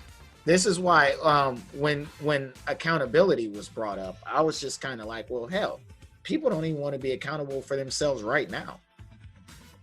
If that's accountable for somebody else. Yeah, that's what I'm saying. So You know, and I'm a really huge stickler for accountability. You know, and I'm the type that I will hold you accountable because you'll surely do it to me. In fact, I want you to hold me accountable. Because then if I'm not held accountable, how can I ever grow and learn? Or if I don't even hold myself accountable for that, you know? But like what that. about, so along with that accountability, what about, do you think that how you're raised plays a part in how things are today? Because I'm thinking, you know, I was raised in a household with my mother and my father together. They were married up until I was grown. All right. So I've always been the type of person that wanted to be married. You know, that's what I seen. You know, the kids, the family thing, the whole family thing. That's what I thought that it's supposed to be. But if you were raised in a household where your mother, you didn't even know your father, for example, and maybe your mother was a little bit loose and she was at the bar every weekend. And, you know, Trump was grabbing her. Trump was grabbing her by, you know. Yeah, in that case, it'd be a little messed up. Right. Yeah, so I think, you know, it's about how you were raised too. You know, I think it's a lot of different factors that come into play when you talk about how there's a you lot view that goes into how you turn out. There really is. You know what? You know, I agree with that to a point. To a point, because at some point in time, there's that accountability thing. We are responsible for what we think, what we say, what we do, and what we feel. By the time we're old enough to marry, we know what's right from wrong, and we know what we know from possibly experience or whatever. But we do have a choice. But were you raised to hold yourself accountable? I think is what the main question is. Were you, from the time you were born up until you were 6 or 7 and first starting to actually, oh, hey, I can do this. Were you raised to be a good person, or were you just kind of free range, do whatever you want with no consequences? Well, now, but there again, it's still at some point. At the end of the day, we still have to be held accountable and responsible for those choices. You know, I mean, it's a factor, but it's not one of those things that, you know, it wouldn't be a showstopper, to say the least. Because even now, it's like at the end of the day, you still have a choice. I mean, there are things and ways that I was raised that I don't do just simply because I made the choice not to.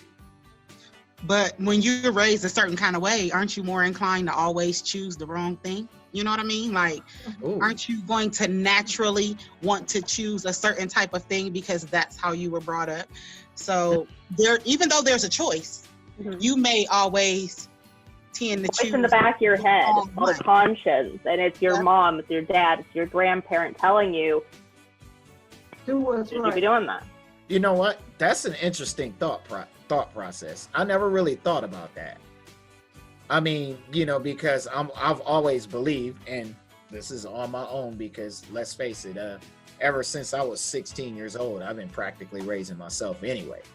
Because my mom had 2 rules. She said, okay, don't get nobody pregnant because I ain't taking care of the baby, and don't go to jail because I ain't getting you out. Other than that, that's it. Other than that, you know, that's it. So, it's I mean, I do believe to an extent that, it has something to do with how you were raised, but I mean, how much of that plays a factor into into the end result is my question. Speaking for myself, it plays a big part. My mom raised me to be a decent person. Think twice before you speak and act. I don't normally practice it when I'm speaking. But before I do something that could or could not get me into trouble, I'm like, stop. Is this going to get my kid taken away from me? No.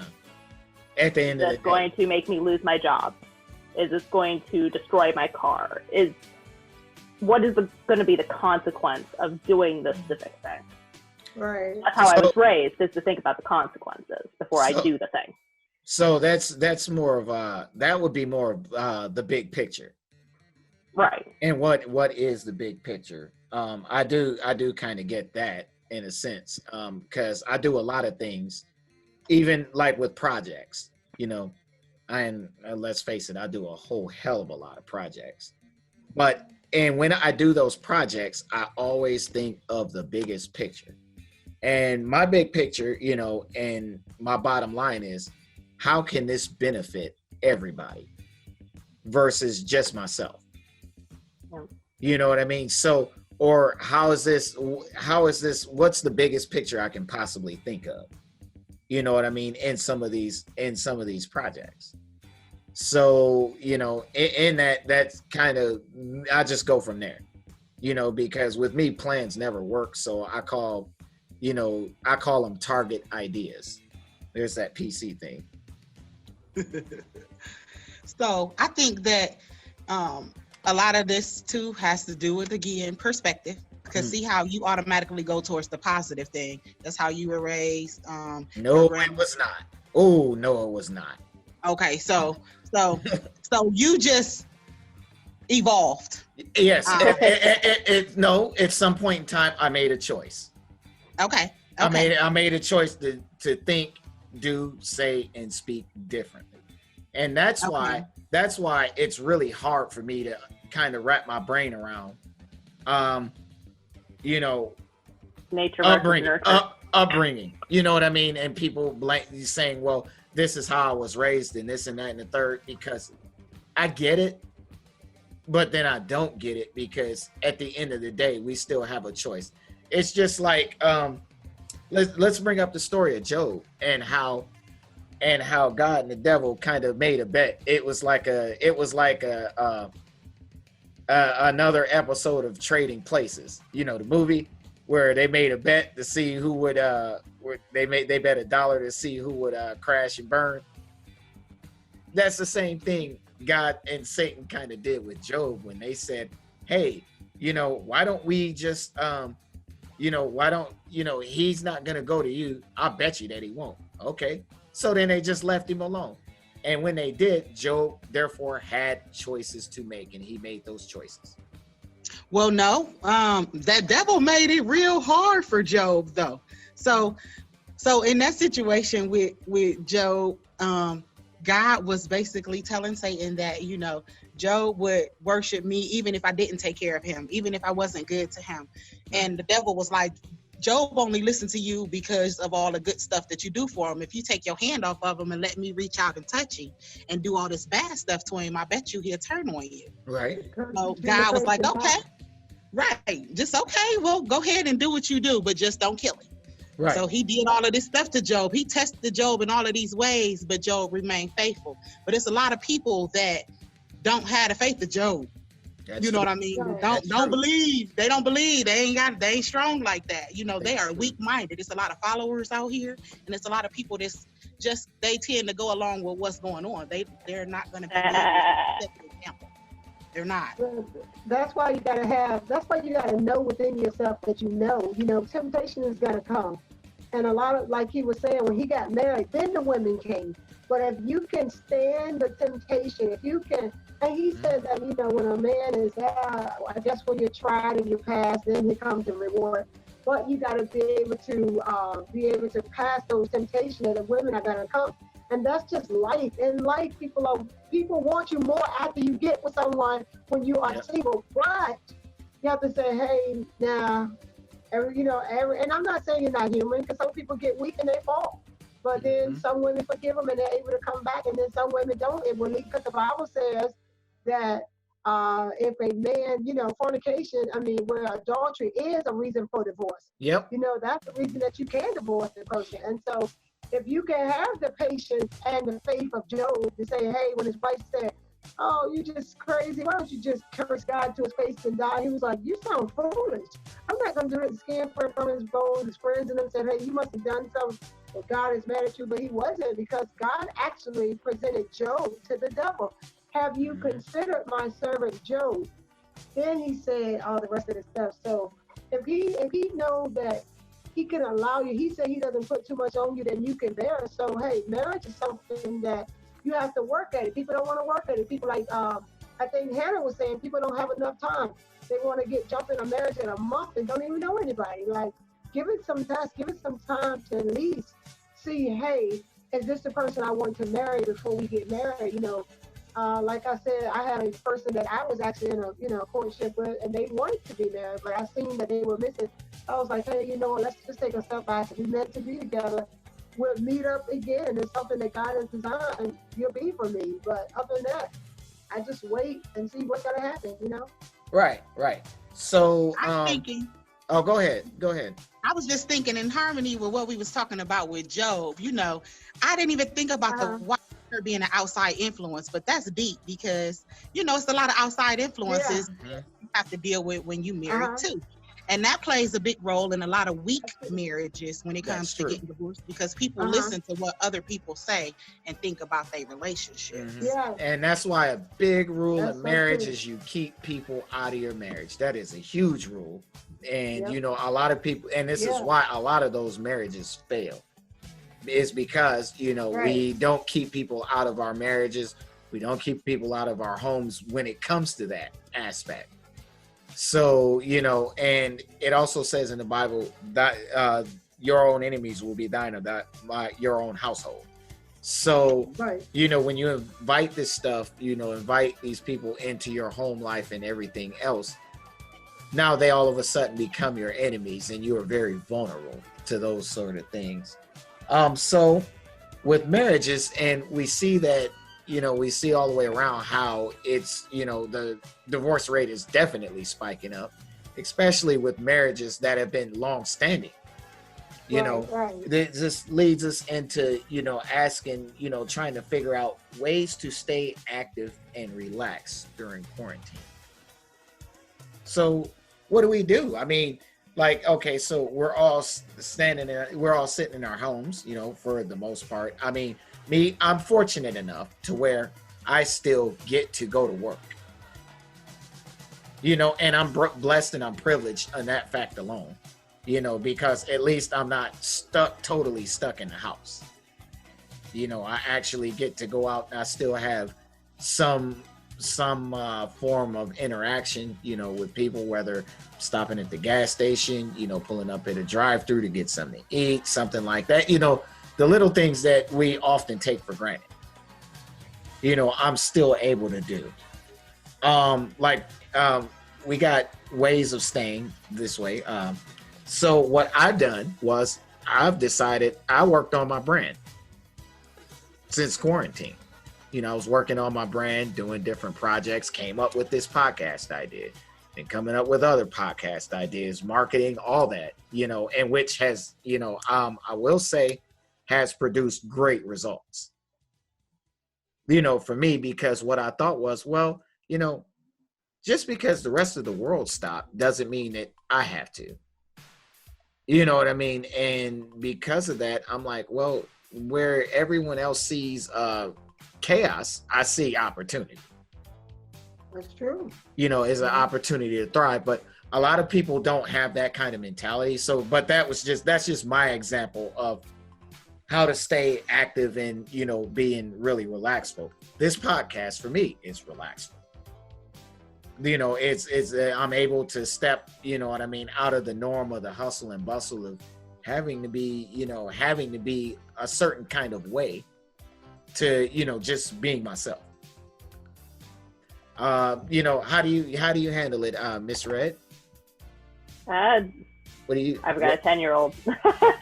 I have to stay active. I have to be moving around my house. I have to entertain the 10-year-old. I have to go outside. My laundry room is in my basement, and I live in a 2-story house. So I'm going up 2 flights of stairs and down 2 flights of stairs when I do laundry. And I don't do just one load a day. I have to cook. I have to clean. I don't like to. Right. I don't do it if I don't have to, actually. But I have a big backyard. I'm lucky enough to have a big backyard, so kid annoys me, go outside. Right. There are a lot of people that live in apartment complexes that don't have that option. So I guess the staying active part is going to depend on what your surroundings are, what you consider to be active. Yours is a mental activity. Mine's more of a physical activity. So it depends on your mentality and how much room you have. Well, I mean, do you have any suggestions like for people out there in this? Because a lot of people right now are lost in, well, rightfully so. You know, I mean, what you know, not everybody, like I said, not everybody has the fortitude that would say we have, or a lot of my colleagues have. You know, to just say, okay, well, here's the thing. Wow, you know, this is happening, so let's try this. You know what I mean? Like, we all think, you know, especially as journalists, the one thing I'm learning is definitely improvisation and the ability. And it's every day I'm sharpening my skills to have to improvise. As much as I hate it, you know, it becomes easier and easier. And it's something my dad always says. He says, well, there's more than one way to skin a cat. Yeah. You know, so that's the one thing I think, you know, a lot of people in this quarantine were really trying to figure out. What you got, Miss Roxy? So I think improvisation is a good word to use, because you have the ability to be able to transition from things that you would normally be doing outside to things that you would be doing in the house. We had to make a lot of improvisation when it came to work. You know, a lot of people ended up working from home. A lot of kids ended up going to school from home. So improvisation. So you like to exercise, you know, instead of going outside to exercise, you may have to exercise in your home. I know that they have a lot of streams now where they're offering free opportunities for you to exercise. You can just log into your Netflix or your Hulu, whatever it is that you use to watch TV, and you can download actual exercise videos and stuff for free, all through like Planet Fitness, and they allow you to be able to be active right from your living room. You know, Wheeze. I did not know that. Really? Yes, I found out about it, and I figured, you know, instead of walking around outside, because I'm kind of on the scary side, y'all. I'm one of those. I know that I had an opportunity to be able to come to work and all of that, and I'm blessed for that, but I'm scared, for real. Like, I don't really want to come to work. I want to stay at home. I want to stay in the house with my baby. I don't want to expose my family or my kids. I don't. But, you know, we got to do what we got to do. Right. So, Right. I think improvisation is key. So, you know, the exercise part of it, you know, working on yourself, like you said, finding hobbies that you like to do, things that you hadn't tried before. Maybe if you want to be creative and try something new, you might want to crochet or something. There's all kinds of videos on YouTube. Sometimes I spend days playing in my makeup. You know, just whatever it is that makes you feel good. I like to take showers, like bubble baths and candlelight showers, you know, stuff like that makes you feel a little bit better. It enables you to be able to relax. Hey, you know, I actually, the crocheting thing is, you know, I used to actually do that because like years and years ago, I had a customer service job. And these people, you know, I already don't like stupid people. Now I got to deal with them for a living. You know what I mean? And matter of fact, I was doing tech support for Cricket Broad. That's the worst one. Right. So, you know, one of the ways, you know, this lady was crocheting. I'm like, you know, what are you doing? She's like, oh, I'm crocheting. You know, maybe you want to learn? I said, okay. So I did. Now, it's relaxing. It is. You know, so I started just like making blankets and stuff, and you know, just for no reason. Like, okay, well, you know, and while I'm sitting there talking to him, I'm, you know, crocheting. You know, and I was it's pretty relaxing. It's calm. It's nothing wrong with that. I mean, I know I'm a guy and everything, but that means absolutely nothing when it comes to stuff like that. You know, it's just ways to deal. It's stress management. Yeah. And you know, I was like, hey, that works. So, fellas, There's nothing wrong with crochet. It does not affect your masculinity unless you let it. Yep, at all. I don't bother me. And you can call me what you want, is what I tell people. But in the end, you can find out for yourself. And if your masculinity is that fragile, I don't want anything to do with you anyway. Amen. Right. Yeah. Yep. It's true because, and that's the problem, that we have. I mean, yes, we're moving more towards a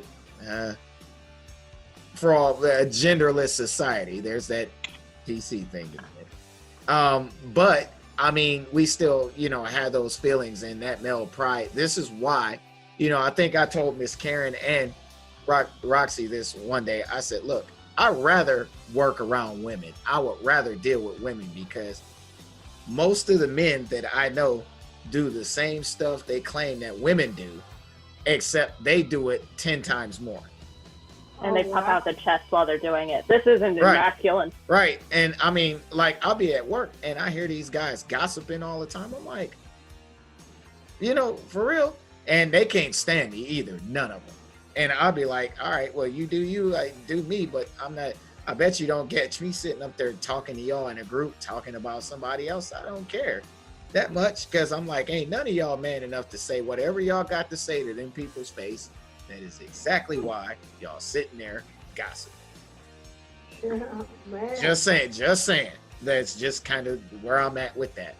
So how about you, Miss Karen? Are you what do you think about staying active and relaxing in this quarantine? Well, I'm an active person, so I actually work out I would say 3 to 4 times a week. I used to, I get out and I go about. I did a road trip to Georgia for a couple of days, so I don't stay in the house, I go. So my guy friend, has a gym in his house, so I usually go to his house about 3 or 4 times a week, or work out, or either I do a workout routine here. Like she said, I go to YouTube, hundreds and thousands of fitness. YouTube, I get a 30-minute video, 45-minute, do some cardio, and then in my apartment, I live close to the Blacklick Trail. So there's a trail 2 ways by me, so I can walk out of my entrance of where I live at, and I can hit the trail and do it's a 4-mile trail, 5 miles, whatever I want to do to stay active. And also I'm a writer, so I actually wrote my first book to be published. I actually have written 4 stories I revised. At least 3 stories since I've been at home. I have 3 short stories that I'm going to probably be published as soon as I get my 12th chapter book published called Speak Life. But I've been at home writing and just thinking and relaxing. When I relax, like she says, I take a bubble bath once a week. I relax in my recline. I watch, a movie maybe a day. I really enjoy being at home. I catch up with some of my friends. I have a YouTube channel called Speak Life also that I just got back on YouTube. So I've got this podcast that I hang out with you on Saturdays. Then we get ready to start back up the Karen K Show on Thursday nights. So I've been doing a lot. I've been doing some writing and stuff. So I've been keeping myself mentally, physically trying to stay in shape. And I've been watching what I eat. So, I try to drink more, eat more vegetables, eat clean, because the alkaline body will keep the virus away. If you eat alkaline foods, drink the right things, and it's lemon water, whatever you decide you want to drink. But definitely the orange juice and different fruits, fresh fruits, vegetables, to keep the body alkaline. Right. Stay away from it. You don't have to worry about being sick. Don't drink the Kool-Aid. At all. Don't drink the Kool-Aid. Stay away from that. No Kool-Aid. While we're on the topic of eating healthier, also try to eat dinner at the dinner table. Don't eat it on the couch. I noticed that when this quarantine started, my family kind of migrated to the family room, and we sat in the chairs, we sat on the floor. And then I was like, you know what? Enough of this. Let's clear off the dinner table and use it. And we sat there and we did more family bonding than we had while we were sitting in the family room. Because the family room, we had the TV on. We were watching a show. Sitting at the dinner table, we didn't have that. So we talked to each other. We interacted with each other. Talked about our days. Hey, did you do it without cell phones?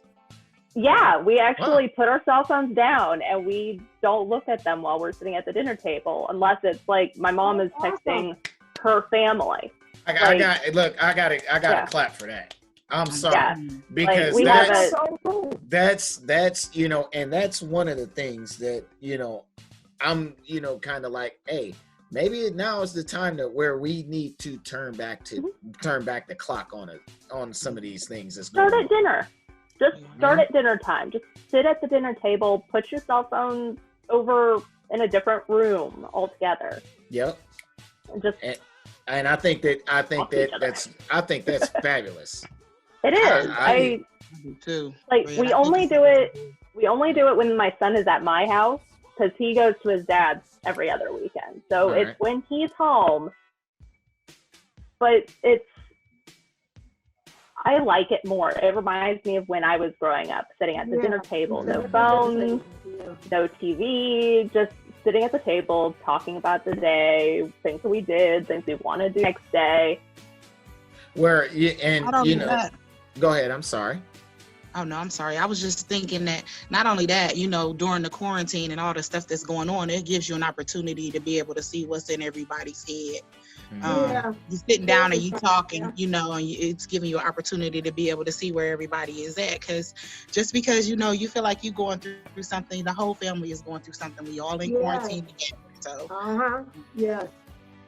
Yeah. I was going to say something similar to that, Roxanne. You're in my head right now, because I said, you know, Renegade, you actually said, you know, this is a good thing for you while being quarantined, because it's giving you the, you know, the opportunity to create and, you know, create the shows and things. So actually, the quarantine actually are giving busy parents an opportunity to be at home with those children that they usually don't be with during the week, 5 days a week.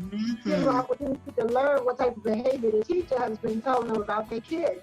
And it's actually giving the dads the opportunity to actually interact with the kids more than mom, just as much as mom is interacting with the kids. You know, most of the time, mom has the bigger role in the children's lives during their weekdays. And then if dad is at home on weekends, So this quarantine is actually, you know, giving our parents and children an opportunity to grow more closer, because, you know, a lot of people, they go to school in the morning now. I used to be a child care director, so I know. They drop them off in the morning at 6, they don't pick them up till 6, and that's from work to school, and then after school care. So this opportunity gives parents and students a chance to bond more, and husband and wife on a good term, you know? Yeah. Right. So that, you know, that's kind of like where I'm at, you know, is that I think that we need to think of this time as, you know, constructive time. Yeah. Where we can begin to work on the things that we really, you know, because everybody said before this quarantine, well, you know, I wish I could work on this. Man, you know, I just wished I had the time. Okay, so when we got quarantined, all of a sudden it was just like, oh, I really want to do this, or what am I going to do? I'm like, well, you know. I need a haircut. Right. You know what? And Miss, I need my hair done. But Karen, you know, I think we had this conversation. You know, as a matter of fact, I said it a couple times. I said, start building your legacy. Whatever it is you want to start doing in life, you know, I think, okay, so in 2 weeks, I managed to start a whole brand. Right.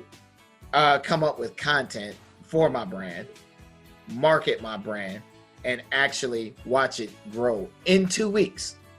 Somebody asked me, matter of fact, it was Cody, asked me yesterday, he said, so were you planning on all this? I said, no, not really. He said, well, how did you come up with this idea? I said, well, I woke up and said, this is what I'm going to do. Right. And that was it.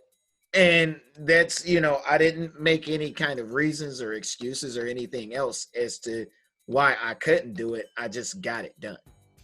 Hey, I like that. Yeah. At the end of the day, and you know, that's my personal motto. Just win. Yeah. I don't care how you do it. Just do it. Just win. That's it. just get there. You know, it's like when you talk about deadlines and projects, you know. Okay, so, you know, if someone says, hey, to me, hey, you know, I have a deadline to meet, I don't care how jacked up that project might be, it'll get to you on time. Because at least, in thinking as a businessman, I would say, well, at least they got me in something, so we have something to work with versus nothing at all. Right. You know, because that time that you spent turning in something late or giving me something late, you know, I have less time to fix it. Right. You know what I mean? So yeah, I'm like, well, if you give me something on time, at least I have time to fix it. You know, because I've already allotted that time to do so.